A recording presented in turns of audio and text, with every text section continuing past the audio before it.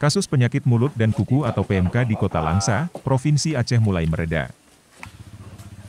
Hewan ternak warga yang terpapar PMK secara bertahap mulai sembuh. Hingga saat ini sudah 2.111 dari 2.123 ekor hewan ternak dinyatakan sembuh. Sisanya masih dalam pengobatan. Kabid Peternakan dan Kesehatan Hewan, Dinas Pertanian, Kelautan dan Perikanan Kota Langsa, Silga, mengatakan, meskipun angka kesembuhan PMK cukup tinggi, namun, petugas masih rutin mengobati ternak yang sakit sesuai dengan laporan pemiliknya. Tahap vaksin kita sudah melakukan vaksinasi 100%, 1.000 dosis yang diberikan kepada Kota Langsa sudah tervaksin dan terrealisasi dengan jumlah ternak 995 ekor dan 5 dosis dinyatakan rusak.